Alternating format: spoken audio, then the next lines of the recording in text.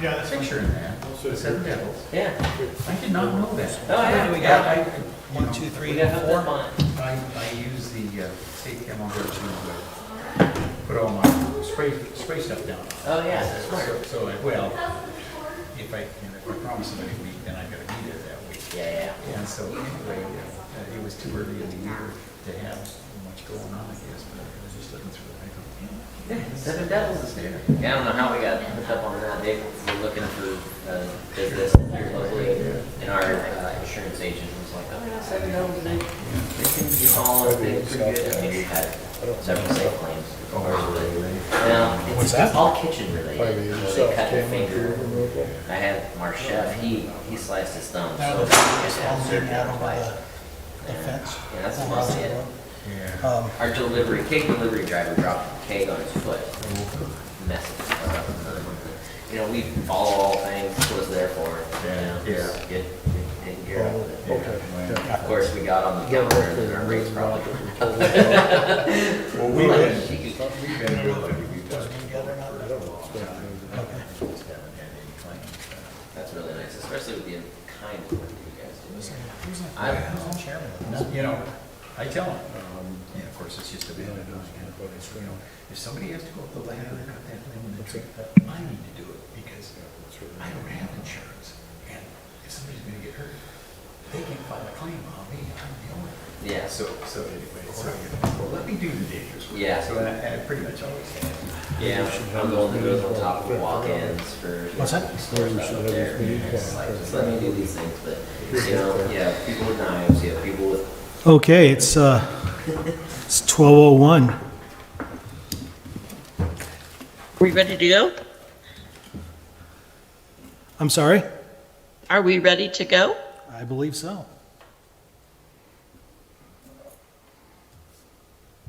I can't see the streaming, so I don't know who's present. We'll do a quick roll. We'll start to my left with Rex, and we'll work our way around the room. Rex Miller is present. Carmen Matthews. Haley Lagacy. Greg Hamblett, John Eck. Emerald Brunette.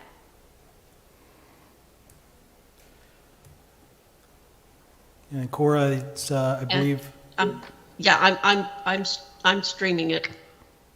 okay. So,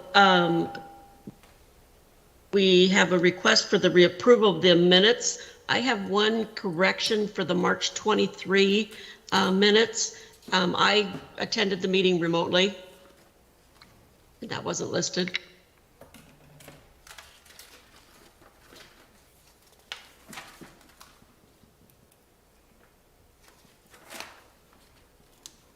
So has everyone had a chance to read the minutes and note any changes? No changes here. No changes here. So this is Haley. I move that we approve the minutes of September 22nd, 2021 and March 23rd, 2022 as corrected. Second. Okay, we have a motion to accept the minutes, approve them for the September 22nd, 2021 and March 23, 2022. We have a second. Everybody in favor, say aye. Aye. We will make those corrections. Okay, thank you. So if everyone's in favor, they're approved. And the Emerald, you can just send me the minutes and I'll write, I'll sign them. Okay, thank you. Just want to give a note. Looks like Patrick Bringardner has now joined the meeting. Hey, Patrick. Okay. Good afternoon. Looks like he may be muted. Yeah.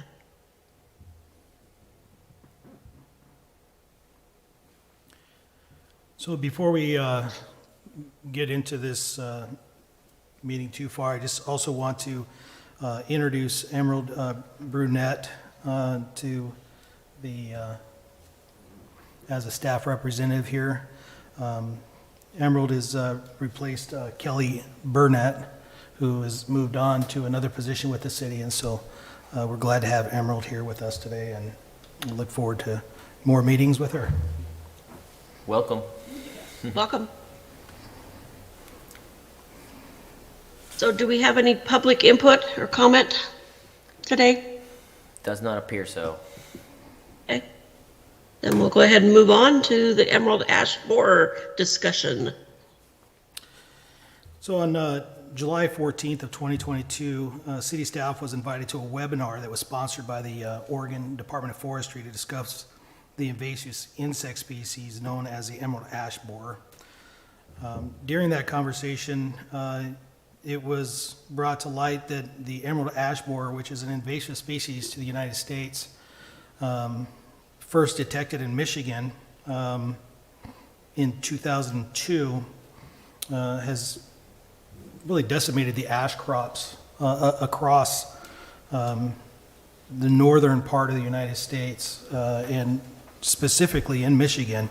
A lot of their ash populations are gone. With this discovery in, where is that, in Forest Grove, they discovered it first on one tree, then they discovered it on 7 adjacent trees. All of those trees had to be removed to try to control the species. The species travels approximately 10 miles a year, which for insect, that's quite a long distance. And I don't know if you guys have had an opportunity to kind of go through the information that was provided with the staff report. But there's a plethora of information in here, and I'm going to touch on just a few items as we move forward. In the staff report, there is a look-alike list of what we can look for, but the emerald ash borer is identified. It's about 1 inch long, green, and very prominent looking when you see it, but there are plenty of insects that look like it. I'm not sure if we have many ash in the area. I did, once I was done with this meeting, this webinar, I did reach out to board member Rex Miller and asked if we were aware, and I also reached out to John Eck, city staff, if we were aware of any ash trees in our cities, or in our city, or any of our street trees.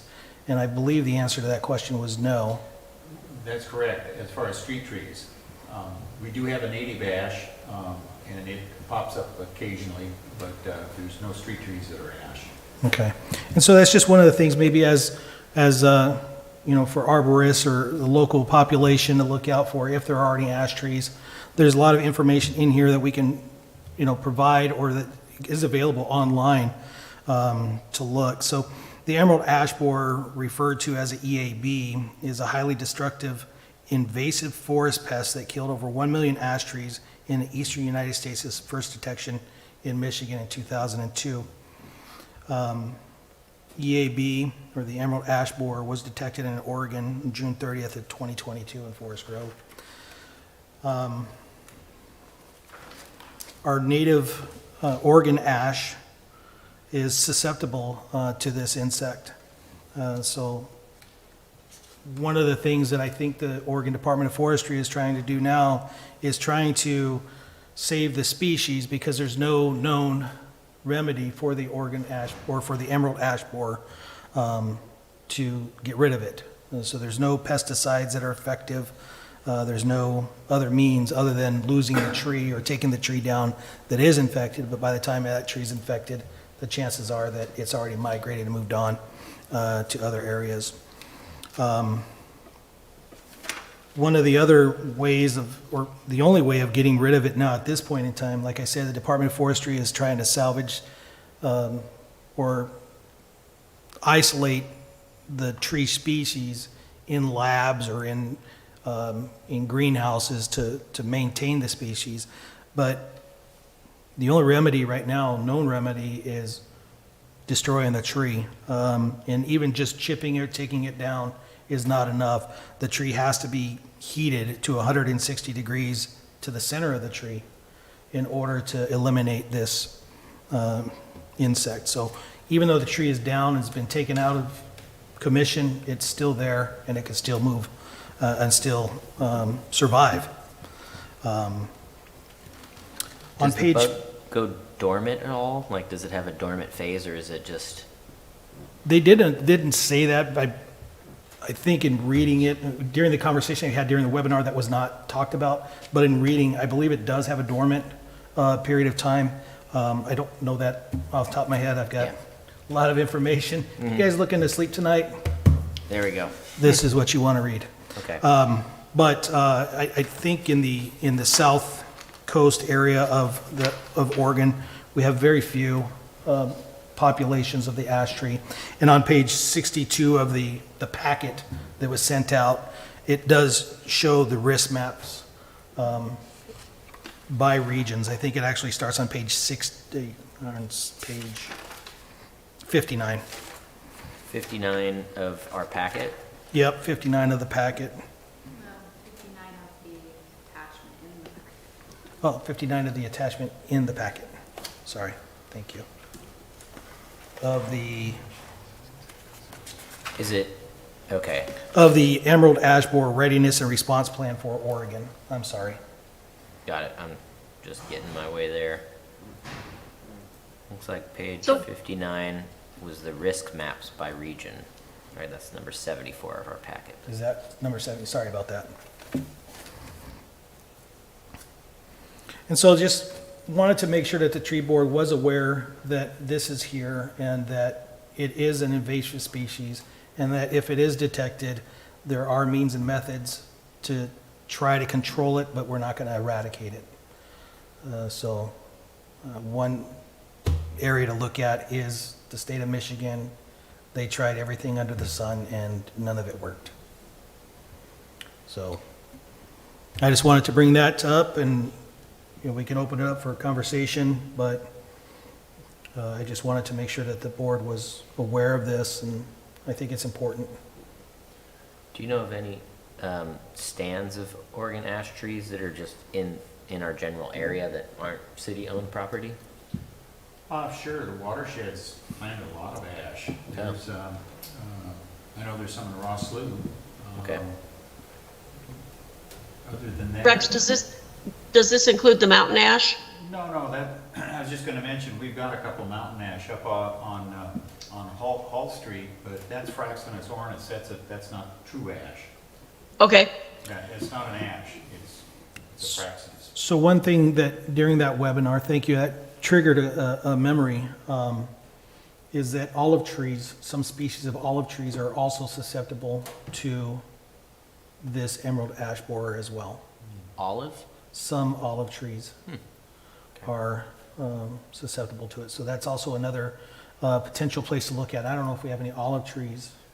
We had a bunch of Russian olives that were planted at the North Bend Airport, but the wind pretty much destroyed them. Gotcha. So there is some ornamental olives around, but not a lot. Okay. so what are some of the first signs of the infestation in a tree? It's like D-shaped holes on Okay. the bark, and then Yeah. basically loss of leaves and looking like it's dying. But Okay. there's these little tiny holes that are pretty small, about the size of a BB, that are D-shaped. So not perfectly round, but have like one flat edge on it. Correct. And then also the barking and the leaves will start to, I think you said that, sorry, Carmen. Yeah, so there are telltale signs that it is infected, but just things to look out for.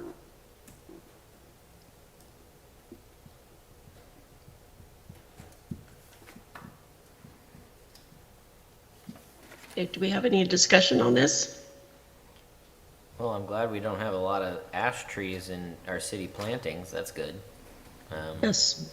I wonder if we should, do a release in like the Friday update about ash trees in terms of, as a note to the public in general. The Friday update, I know that the city council is really trying to push that as a way to communicate as much as possible with people and trying to get as many citizens to subscribe to the Friday update so that they know what's happening. This seems like something that some citizens might be interested in. I know that I recently purchased an ash tree to plant on my property, but it didn't last. So, and not because of the emerald ash borer, but I'm wondering, like, is there a recommended response from the state? Like, should we plant ash trees, or should we just kind of hold off on that for a while? I think if I recall, and we can, it's probably in this packet, the state's recommendation, I believe the state's recommendation is not to plant any ash trees at this point.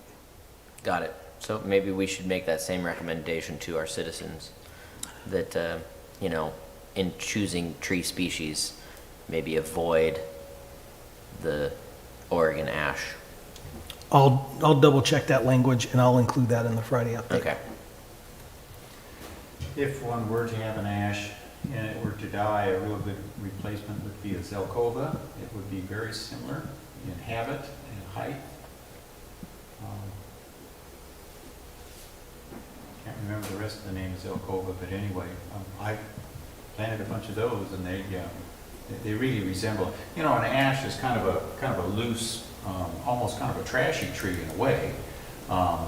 Where they're used for timber, it's a much colder climate usually, and they get bigger. But here, that's where the watershed uses them. I think of them more as a cross between a willow and an alder. They're a 25-year plant. They're not long. They're not the ones that you make the ash. You know, when I think of ash, I always think of hammer handles, axe handles. Those are usually ash. Baseball bats are ash often, because it's a very dense, hard wood. But the ones here never get that big, and they're more of just a something for the fish. They shade the waters. I know beavers love them. Yeah. They're the first to go. They'll take an ash over a cottonwood or an alder every time. So does our local watershed, were they a part of this webinar? I'm not sure if they were part of the webinar or not. I can find out. That might be something to share this info. I mean, they probably know if they're selecting trees, they probably know about this, and they are probably not selecting ash trees at the moment. But it might be good to just clarify anytime we're working with them to maybe stay away from ash.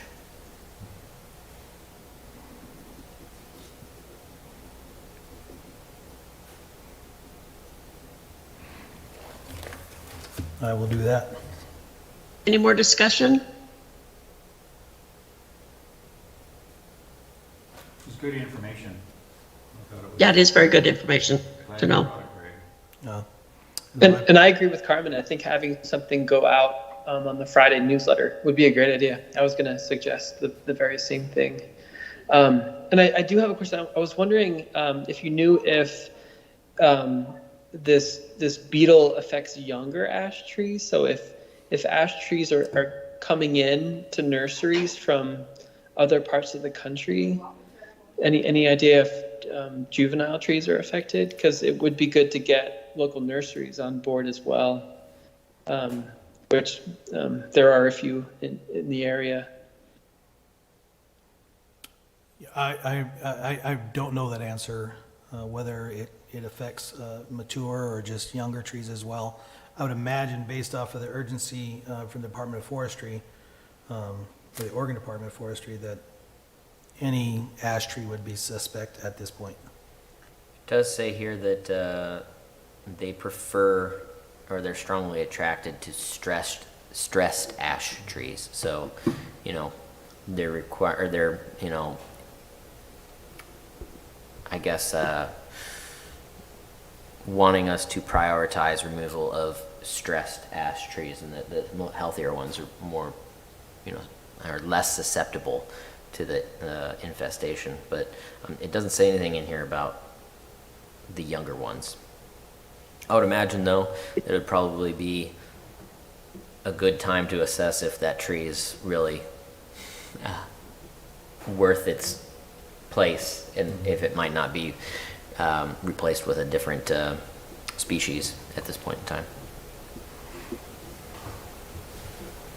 Yeah, and my understanding is that the Department of Forestry this is kind of a fluid situation at this point, and I have not seen any other recommendations come from the Department of Forestry regarding the emerald ash borer yet. Doesn't mean that it hasn't, maybe I just wasn't alerted to it, but it doesn't mean that it's not there. I can reach out and see if there is any other direction given by the Department of Forestry as next steps. One final question, are there any ash on our approved lists of street trees? Ooh, Are good there any question. varieties of I don't think so. Okay. So,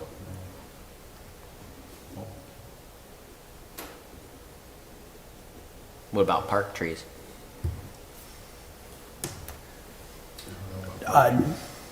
No, I don't think so. I don't think I've seen ash on any of the approved lists of any type. Okay, well then, I guess at this point, if somebody does come with a request to put in like a memorial tree, we'll just say no Oregon ash trees, or Well- no ash trees in general, because it gave a pretty big list. I didn't see the mountain ash on there. In regards to memorial trees, we did have a joint meeting not too long ago that we did develop a list of trees that can be proposed and accepted, and an ash tree was not one of the Yep. four. So the memorial trees, I think, has been rectified. Good, all right. Well, I think we're pretty good then. Okay, anybody else with discussion?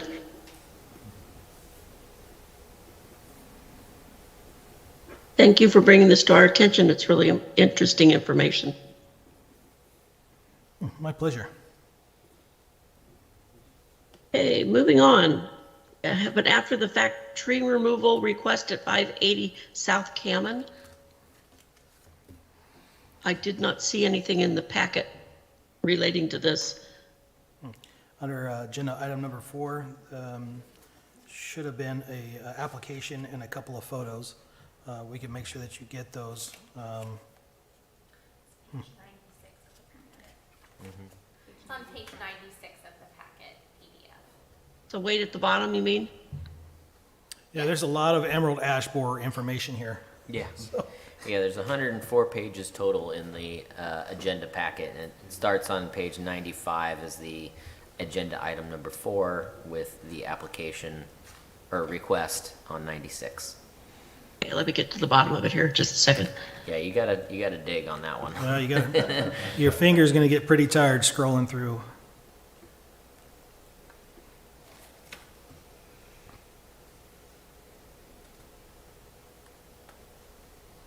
Oh, here we go. Okay, I see it now. So staff was approached by applicants Joshua Wright and Heather Schmidt to remove a tree that was leaning over the road at 580 South Cammon. Staff is requesting that the board approve the after-effect tree removal of a tree that was leaning pretty good over the roadway. In the attached pictures, you can see Oh, yeah. that it was deemed dangerous, and so staff made the recommendation to take that tree before it fell down. Good call. The property owner removed the tree at their expense, so no budget implications regarding that, so. Any Okay. questions on regards to that tree?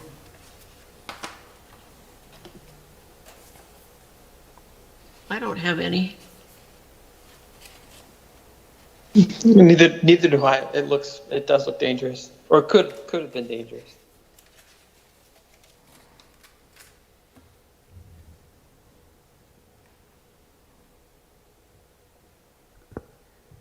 I move that we approve the after-the-fact tree removal request for 580 South Cammon. Second.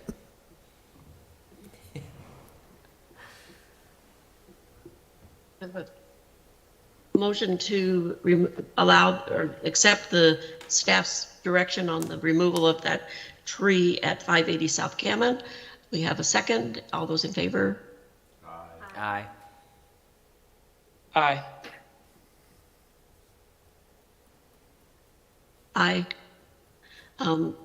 So we have a motion made and seconded, and it looks like the ayes have carried, so we'll accept that into our minutes as being an approved tree removal. Any discussion that we need to make regarding it?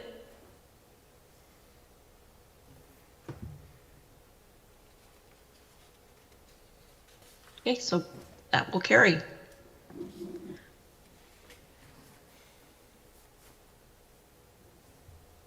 Up next is the tree removal request on Tidewater Terrace. Tideview Terrace. Tideview Terrace, I'm sorry. Staff was approached in July by applicant Larry Watson at 902 Lake Court to remove, future removal of a few shore pine trees that were both, one tree I believe was on his property and the other tree was in the city's right-of-way. Both of these trees were shedding large branches onto both his property and his neighbor's property, causing damage. Staff went out with the help of Patrick Myers to look at the trees, and it was deemed at that point that the trees should be removed, citing those branches falling down and the tree potentially causing further damage to property. So staff is requesting that although the application was for removal of the trees in the right-of-way, staff is requesting that a after-the-fact decision to remove the trees be approved by the tree board. So they've already been removed? They have been removed, Oh, they have been. yes. Okay. Yeah, It's a they lot of haven't- retroactive. Yeah. Actually, Once again, the applicant requested that they were allowed to remove them, but after staff looked at it with the help of Patrick Myers, it was determined that these trees should come down for safety, and we made that decision and we took the trees down. yeah. Well, that makes sense since we're doing quarterly meetings at this point. Staff direction for, property and life safety measures makes sense to just move forward as opposed to waiting for 3 months for somebody to get approval and then potentially being in a season where removal might be more dangerous. So I would move that we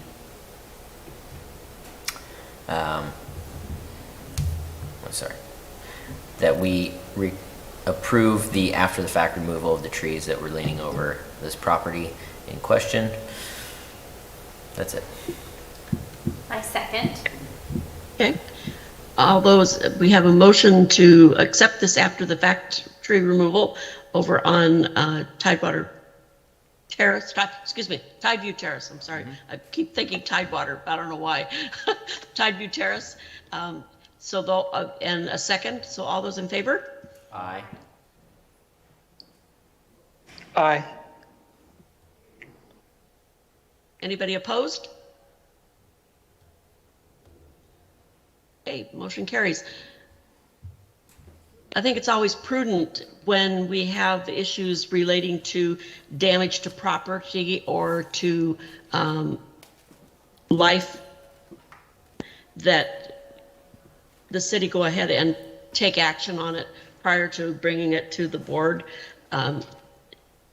Just because of liability issues, if we were to wait on these types of issues and wait for the next board meeting to occur, we could be setting the city up for a liability situation where the city could be sued because if something happened in between the time that it was brought to our attention, or brought to the city's attention, and the time that we get to review it, it can become quite a legal mess. Agreed. I do wonder if it would be prudent to just send an email out to the group before a meeting, just to give notice, and I guess to have the board have an option to say, I'd like more information, or I don't know if that makes any sense to anybody, but it's just a question. I guess I could see at some point a tree that's potentially contentious with the public's view of its importance, but we look at it purely from a life and property safety standpoint, and not giving the citizens the ability to ask questions could be a potential issue as well on the other side. Yeah, and I think that's a great suggestion, and we could definitely send an email with pictures. I would just be concerned in that situation, if it is a life or safety issue, maybe the entire picture not being seen Absolutely. via email. We can be as descriptive as we can, but at some point we have to be able to make that determination based solely on life and safety issues. Life and safety, and staff evaluation. Yeah. And or professional evaluation, which totally makes sense. I'm just wondering if the communication might take into effect the potential issues of involving citizenry in something that might be contentious for the public. That's all I'm saying. Like, let's say, for instance, what happened in North Bend with the city park over there. There's a lot of angry people about removal of any of the trees over there. I could see where you look at it purely as, if that was to happen here, if it was purely just looked at as a safety hazard, there's a lot of argument for it, but people still want to be heard, and so that's where I just wonder if a few more eyes on it through the board, we might be able to anticipate if it's going to cause some issues from a public standpoint.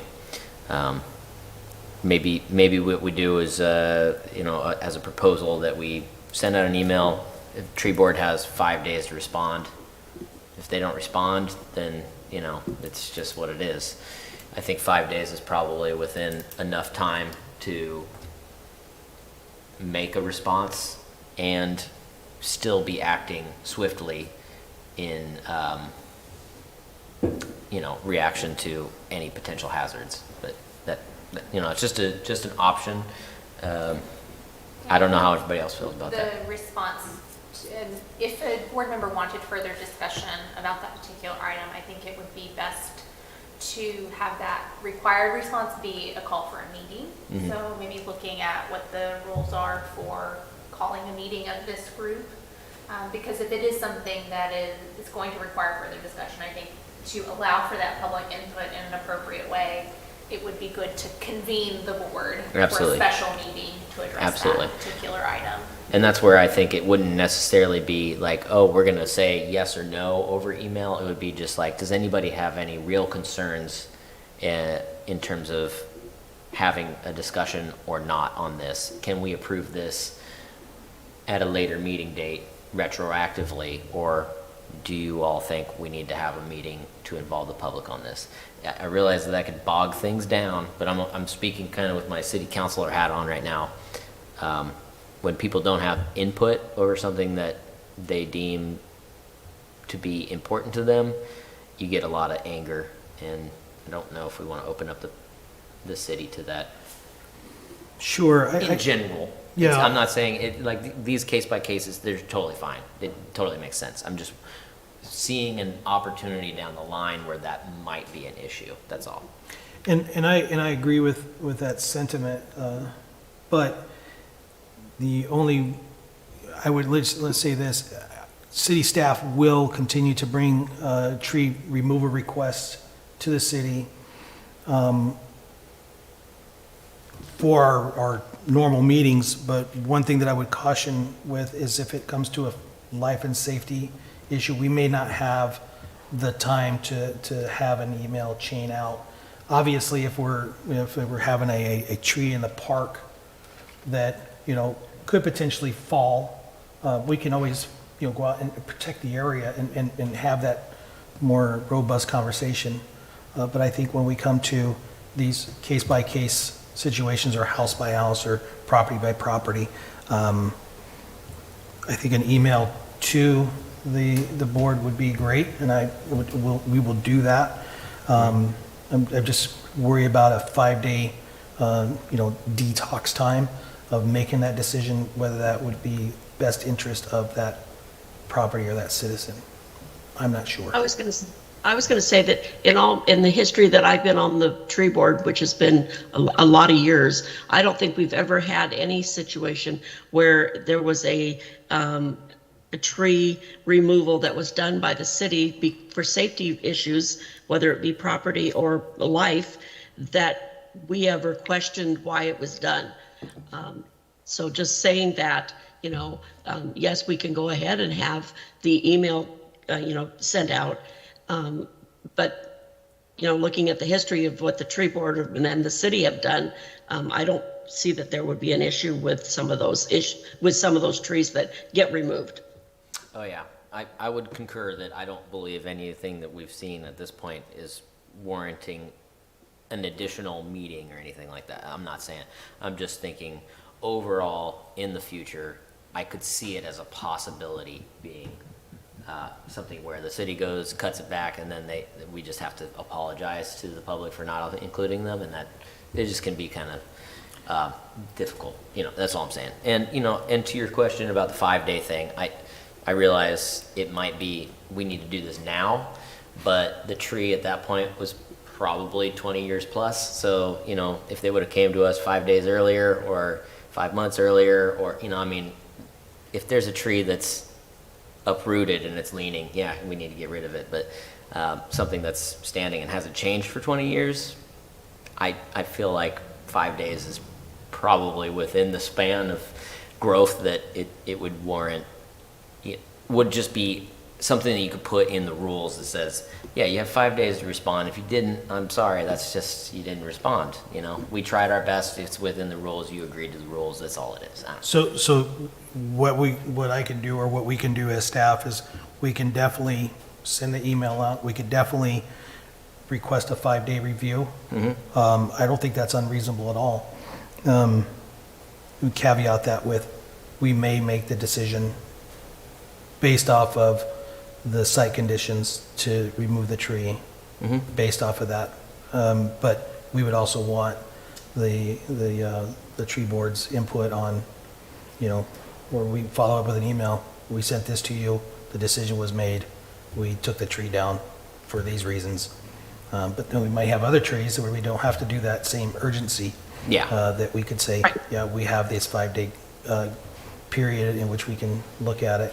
There's no immediate threat, so we can do that. I would love to get that well, input. you could put that in the kind of the concept is like, if there is an imminent threat to property or life, you got to make the call, and you alert, like, hey, this is coming down, we got to go right now. And that makes total sense. Like, you got a leaning tree and you got a big storm coming, get that thing down today or yesterday, whatever, and that makes sense. So no, we could definitely do that. I appreciate the suggestion. We will move forward with that. That sounds good to me. I mean, I don't know if we need to make a motion to approve something like that. I was just bringing up some potential issues where people can get upset. That's all. I know the council really looks at those things and it encourages public input as much as possible, and it's probably a good practice in general. It's not always necessary, and it would be up to our discretion if we think, yeah, public should probably weigh in on this, or I think this one's probably just fine. And then if there's an imminent threat, there's no real case to argue. So that makes sense to me. Cool. So we could move forward with that, if you guys would if the board would like, or we can make a motion to do that. It's, and have that recorded. That's entirely up to the board. What do you think, And Clark? if it falls within the rules of the intent of the board. Mhm.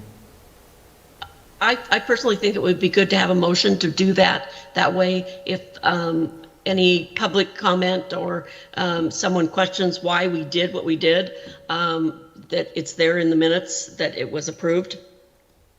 Agreed. So since I'm the one bringing it up, I guess I'll pull it out here. I move that we instate a protocol for tree removal process and requests that includes a email to the tree board itself for the tree board to have a opportunity to respond to the request within 5 days of the email being sent, and potentially calling a full public meeting.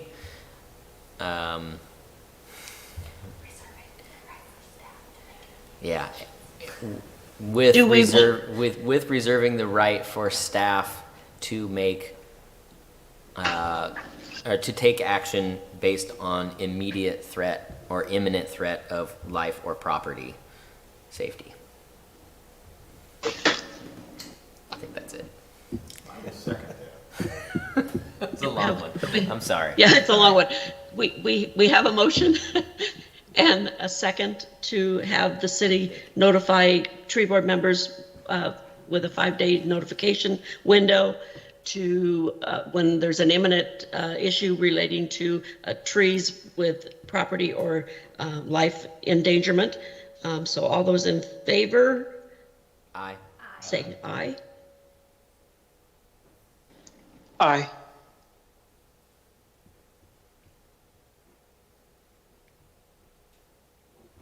Okay, anybody else in dissent? Don't believe so. Okay, motion carries.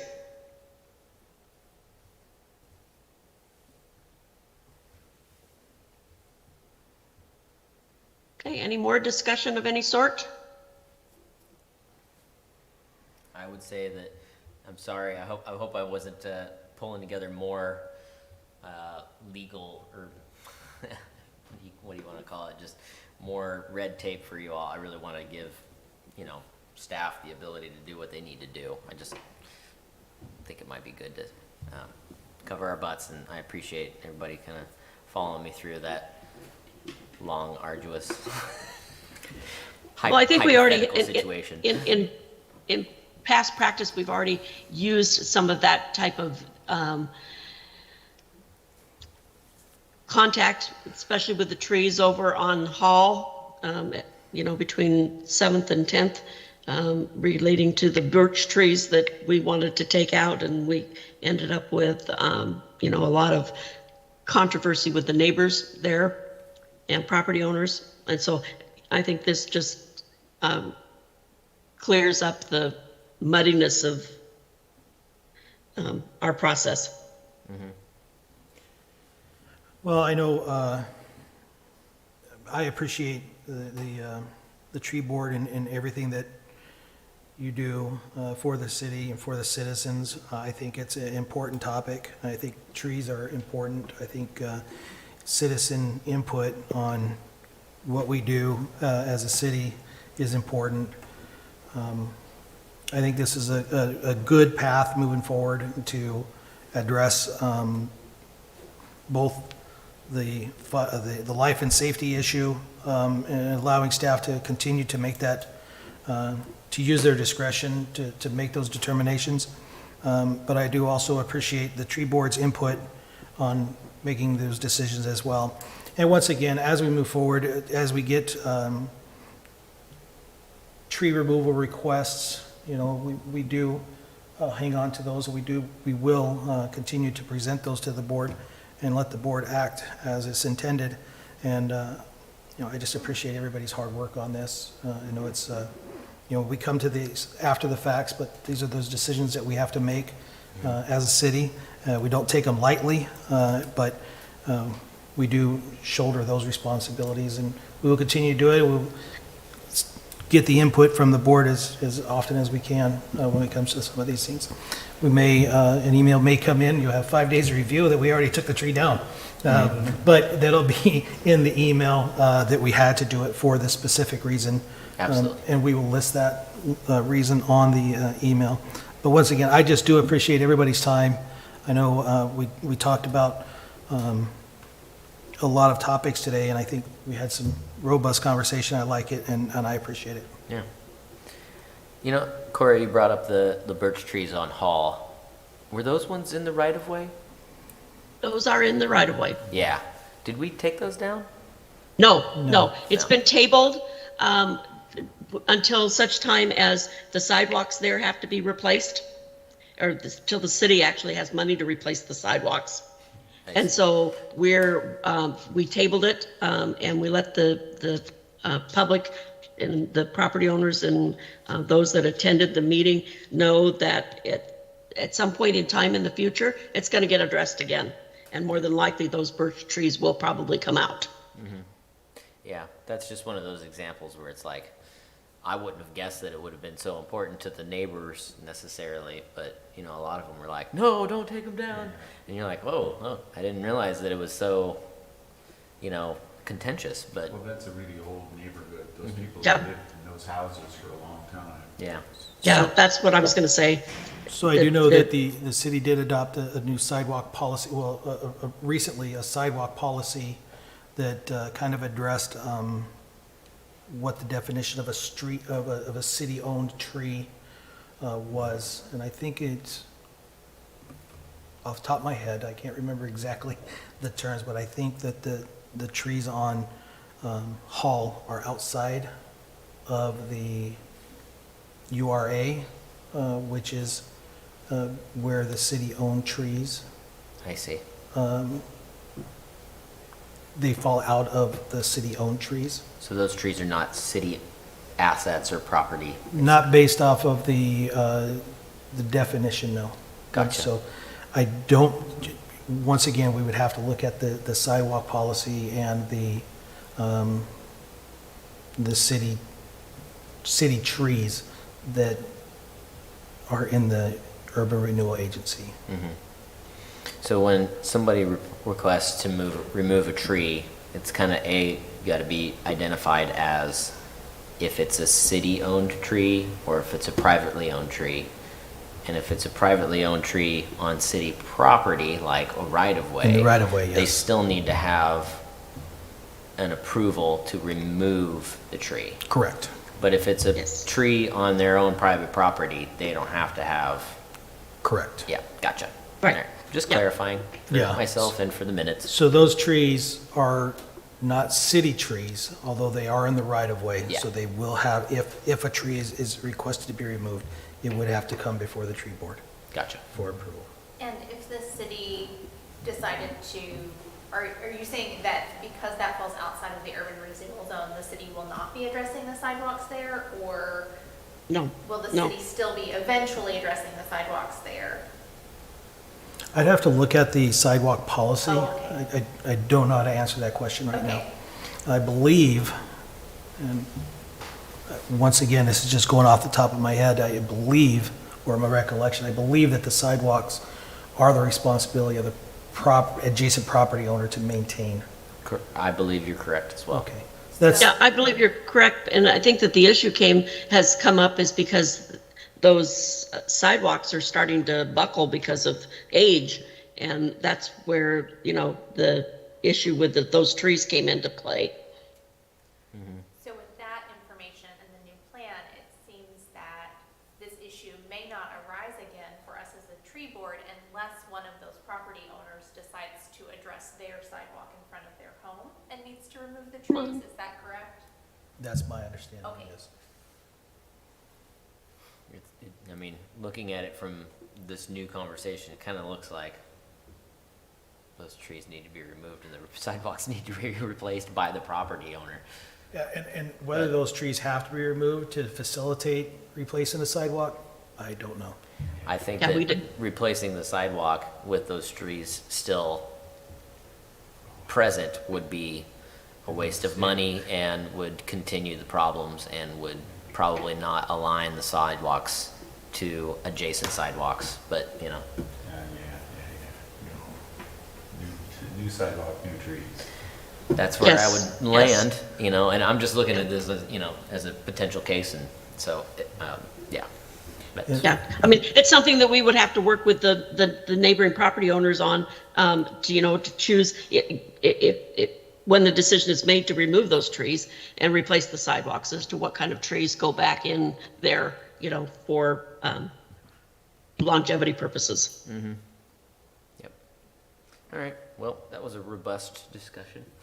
It was, love those. Greg, it would probably be helpful for our next meeting agenda if we could go over the changes in the sidewalk plan and just make sure that we have an understanding of how that dovetails with what we do, so that, you know, as we're moving forward and looking at the areas in the URA, it might be good to have a quick review of that. Yeah, because I could see this going backwards, where the CDE tree, or the tree board requests the removal of a tree that was planted privately but in the right-of-way because of its safety hazards associated with the sidewalk.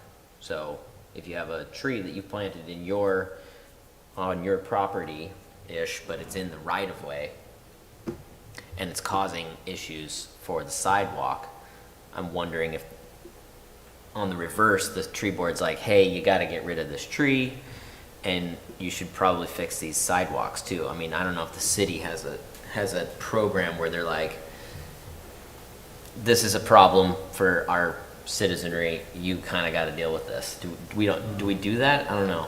It's not something I know about. It's a question. Yeah, I think that's kind of a gray area because, you know, maybe not everybody agrees with what tree to be planted. A good example would be years ago over in the Tri-City area, there was a whole street that decided they just loved pears.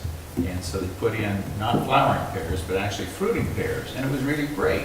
And they made a really pretty nice street tree, but then the fall, the pears started dropping and making a mess on the sidewalk, and here comes the yellow jackets, and then all of a sudden everybody, oh, we you know, you can't have this, you can't have this. Well, and the people that lived there, you know, pick the pears, you can pick the pears. We were there working one time on a survey crew, and I ended up bringing home a 5-gallon bucket. I thought it was the greatest thing ever. But you know, somebody else in the community may disagree with that. Their kid gets stung going down the street on a bicycle. They're going to go, well, wait a minute now. So I don't know, the tree planted privately in the right of way, that's a gray area. I don't know. that there's. It's an interesting one, and I'm not sure who has the liability. Let's say, this is a question as well, like, if someone trips on the sidewalk, is the property owner liable, or is the city liable? Personally, from insurance standpoint, I believe both are liable. Okay. They both have a duty to keep that sidewalk in good repair, so. It's one of those questions, I'm like, okay, so does the tree board go to non-city owned trees and request property owners to remove their trees and repair their sidewalks? Is that something that I A, think we feel have done that in comfortable the with, past. or B, we feel like we need to be moved to do? It's a question. I'm not saying one way or the other. I'd like to figure that one out. I can see you wrestling over here, Rex. Well, Let's hear what you got to say. You know, you're not going to get the property owner to replace the sidewalk unless it's to their benefit. I mean, if they have to walk up and down it every day, they might consider it, but for the city, Liability, though. well, okay, liability. I mean, case in point, on your earlier question about is it the city or is it the person, Property owner. property owner? Well, that was made very clear to me with the lawsuit in our yard down there, because a fella came inside and fell down, perfectly clean place, but fell down, broke his hip, and our insurance ended up paying for a new hip. And so my insurance agent said, you load on the street. They don't come inside those gates. So we load on the street. There's nobody inside. And the other flip side of that is as soon as we allow somebody inside that yard, then we gotta be ADA approved, we gotta build a ramp, and we gotta put a bathroom in. We're not doing it. So, you're really you're kinda at the, if the person is gonna be like me and they're gonna say, listen, I'm not gonna go out of my way. If the sidewalk's there, the sidewalk's there. I back up a little bit on that, and that ours is bad, and we're replacing it probably this winter. But anyway, you can't make the property owner do something he doesn't want to do. Oh, absolutely. I don't know if we can. I'm wondering if we make requests and bring it to their attention, maybe they don't know about it. And because I don't know exactly where the liability lies. I know of business owners, and I have a liability in front of my warehouse. The concrete is completely compromised. The city's working on repairing it for me because it was kind of due to some the underground issues. But I was worried about somebody tripping on my sidewalk and holding me liable, which has happened to my neighbor, and it's real scary. I don't know. I mean, so if my sidewalk, I'm just thinking, if my sidewalk was compromised at my home and it was based on a tree that I planted, I personally would probably remove the tree and replace the sidewalk, but that's me being kind of uber cautious about liability. I just don't know where the liability stands, and that might be something that we talk about in the future, is like find out who's got the liability, Yeah, it'd be good to know. and what we need to, what would our responsibility do, just preemptively, to either alert somebody, a private property owner, and be like, hey, this is happening, you might want to address that, or you're right, we're probably not going to get them to do anything specifically, but it's a gray area, which I don't like gray areas when it comes to liability. So, yeah, we could definitely, I would encourage everybody, if you're not familiar with this, if you're curious about the sidewalk policy, I believe it's on our website. We can definitely discuss it here. I believe that the policy has been adopted by council. It is the policy of the city, as written in the sidewalk policy. So that's where we can get on that Thanks, I took us information. on a real tangent there. No, I think, once again, I like the conversation. I think it's important. I don't know. I mean, So- I don't talk about trees that often, but when you throw the tree concept in there, it kind of starts freaking me out in You terms just of had mentioned liability. earlier that there was a section in it about trees, so that would be good, I think, for us Yeah, to see. and once again, I believe it's in there. Yeah. It's been a little while since I've looked at Yeah. it, but Well, maybe it was just for our next meeting we throw that on the You agenda. allegedly approved it, so. I would think it would be good for review. Well, I don't know. It could have been before me. How long ago was this sidewalk? the alleged sidewalk policy, The sidewalk policy approved? It could have been prior to 4 years. I think it was in my time in this position. Oh, really? Yeah. So within the last year and a half. Oh, gosh, I don't remember that. Yeah. But I do talk a lot about different policies, so it could have gotten lost in the shuffle. I can't believe you don't remember everything, Carmen. Shame on you. I know, Tis- man, this is making me really look bad. All right. Cora, before we close, I'd like to just mention one thing here in comments. That the 26 trees that we planted this year on 4th Street are all doing well. Well, that's good. There's one that's a little, turning a little early, but I think it'll be fine. The 28 trees in East Side are all doing well. Once we get them through this summer, this was the tough year. After this, they'll be on their own. But one thing, if you have time, take a look at the difference between, especially over the next year or so, the difference on 4th Street and the difference on Market. And look where those trees were planted. On Market Street, they're planted in a pole not much bigger than this table right here, tiny, tiny little area. And they just struggle over there. They're okay, but they just really struggle. And if you look at the difference between that and giving them a nice big hole with lots of soil underneath it, it makes a world of difference. We're gonna have some really nice trees on 4th Street. Great. How, Yeah, I've seen them and they look nice. The ones on 4th Street. Good. You have a question? Okay, anybody else with comments before we close? If we could, real quick, I'd like to ask Rex to speak to the noble fir out in front of this building. The noble fir out in the front of the building is in very sick shape, and it probably should be removed. I'm in conversation with the Weyerhaeuser company right now to do something different. I don't know why a noble fir was planted there anyway. It's not a species Weyerhaeuser's grows, but we're working on that. And John, that tree is it's just too sad to save it. There's a point in time when a tree needs to go. The biggest problem there is that thing probably was okay the first 15 years of its life, but it's got to be planted on a sandy soil. There can't be much topsoil underneath there, and if you look at where one would grow normally, it's not that. And so it's just and we've tried about everything we can do. The real stress point I notice is that it's producing cones like crazy. When that happens, a tree is usually on its way out. It's its last breath of air. So I think that tree, if Weyerhaeuser wants to continue that monument there, I think they need to have that tree removed and plant another tree in its place and start over again. A possible situation that are still available, and you could kill two birds with one stone, would be a moon tree. They're available. I don't know that we have a moon tree in the area.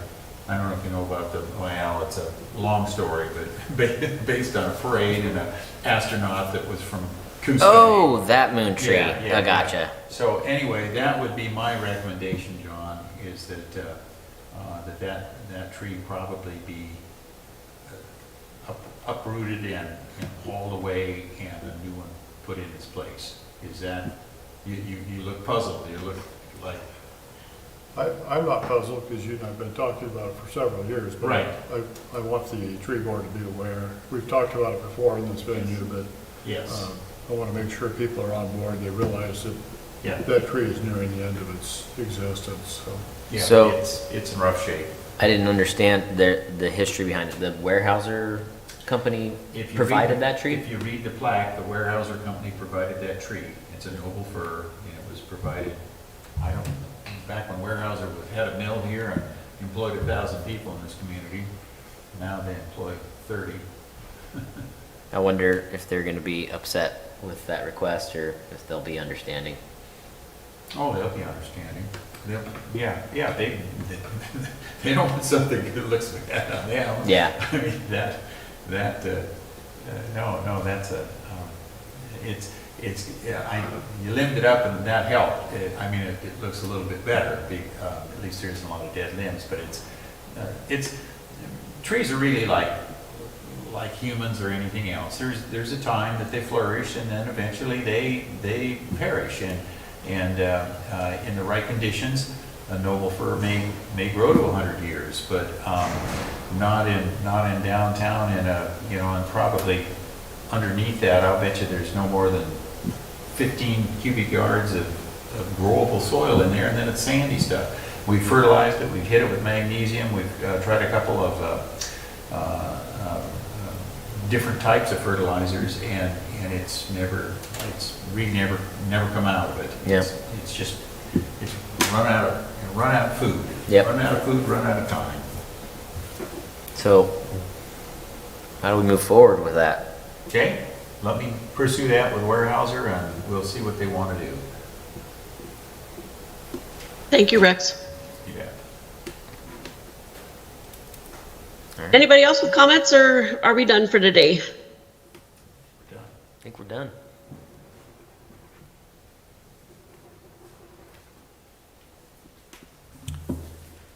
Okay, when's our next meeting? Does anybody know? Not sure. But we will have a next meeting. That Okay. sounds good. We'll make sure that we get the invites out to everybody. And then the next meeting, we'll discuss the sidewalk policy, we know. We can do that, and we can email it out to everybody as well. Okay, all right. Well, thanks, everybody, for coming I'm sorry, and Emma? participating. December 28th. December 28th is our next meeting. I move that we Okay. push that back into January. I think there's a motion on the table. Okay, I would agree. Let's put us off till January. Is it always the fourth? Third? It's usually the Wednesday? fourth Wednesday of the month. So that'd be the 25th. That sounds about right. I'd be happy with that. That's a 4-month span, but Well, if anything It's comes just- up, I'll email you. Okay, thanks. all right, All right. okay. Thank you, everybody. All right. Thank you, thanks. everybody. Bye. Bye-bye.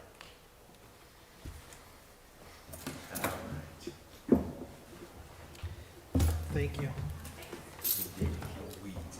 That was a good conversation, I thought. Yeah, I know. Killing weeds. So I wonder if we removed a tree, we could approve a Of budget. course, I go down. The city would want to do it, or warehouse. Sure. would want to replace what they have in there already. But They were removed for health and safety. They But, were? yeah, Fairly yeah, established. because they had a lot of limbs that You were. know, have you heard of big trees today from And, like up in Portland? No, So I'm it sure, was a I mean, staff the tree decision space to remove around, them, I'm but sure it you still could get a didn't big stop tree. people from making. Honestly, That's what I was, I just, Yeah. I don't know how you feel about They that. had a Well, little- I just hate So I seeing totally Oh, I- small, little understand. spindly Is it trees. leaning? Is it gonna hurt So someone? like, I think if we You spend Yeah. $400-500 on it, but if you spend 2,000 on a new tree, but it was Yeah, yeah. 15 feet tall, I would have no problem. that seems yeah, better to me. Yeah, well, I was not aware of that. it's gonna hit the end game faster. yeah. It will. And In this, North Bend, we had that huge controversy at I Terrio think Park, we probably where they have took to out medium. quite a few If you were trees. to spend. But it was because if you they were to were put- at end of life, If you were to and put in they a were dropping mid- huge limbs mid-sized over tree. the Yeah, playground. go ahead and just And close he- up here and It's just gonna go ahead. grow pretty fast. You put a big tree. Exactly, you want a little The spice, tree you is, can watch is, the is recording of the council restricted meeting by from the last size of the night. ball. It's got to be in it. Yeah. You'll feel lucky when you So don't if it's participate. bigger, Ben. if Yeah. it's past the drip line, Really should. it's gonna Okay. be real tough, because you can't put I'm balls just this talking big as a citizen of on Coos a Bay, 10 not as foot an tree. employee of the I mean, you're gonna get a I 2,000 was foot, listening to an 2,000 conversation pound with one of ball. my neighbors It's about a not tree in the big. backyard. It's, you know, it's- Watch the last 10 minutes And of the there's a city lot of council roots meeting. got there, it's gonna take a while for the tree to just get back, Yeah. kind of cover it, start Well, growing. thank you. Take care. Little trees are not right, but the medium trees grow a lot faster. I'm telling you, we're good. I think that was just a conversation. In 10 years, they're gonna be Yeah. they're gonna be huge, but the whole Yeah, I think point you're right. was block that area, block that community, and create a space behind it, and give you some foliage, so. But they're, you know, that tree is too big for that. Wait, which tree are we looking These are the Leyland cypresses, and you've got, at? On the south end of the waterfront? Yeah, no, well, there are two right next to BBSI. And then there's two down at your end. Yeah. Yeah. Yeah, we're talking just over there. Yeah. And they're gonna get, wait, 10 years from now, they will need to cut down and replant it.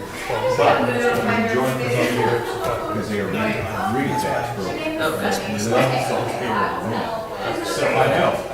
So, so I guess, Probably plan maybe another one in 5 years. We yeah. have a succession. I just don't want to have big balls. Right, yeah. But that was, you know, that was kind of like a big bang for your buck. Let's get something growing now. The picture of it, we just say, hey, just before the next started. But yeah, not much there. Anyway, I mean, even just now, with the water that thing. Yeah, it's just right, it's like that. This thing has just exploded. Yeah. And a lot of it is because but this. Let's put a tree out here. Explicitly say. I mean, you're gonna go out, take a look at the space, take a look at the space that's growing in, there's no room for it to grow. So, Yeah, Okay, man. not for a big tree. yeah. Rex, thank you very much for the information. Appreciate it. Yeah, you bet, you bet. Good talk. And tell me about that sidewalk before we go ripping mine up, because one of these days, that it's getting to be just embarrassing there on Second Street. Except, now, my daughter-in-law is responsible for all the ADA ramps in Portland that ODOT does. And she says, whatever you do, she says, do not get near that corner. She says, just don't get near the corner. Take it up to the corner.